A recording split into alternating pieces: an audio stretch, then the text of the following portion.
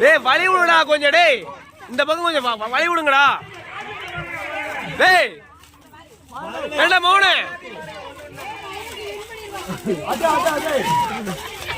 அத பிழிச்சு தள்ளிடு.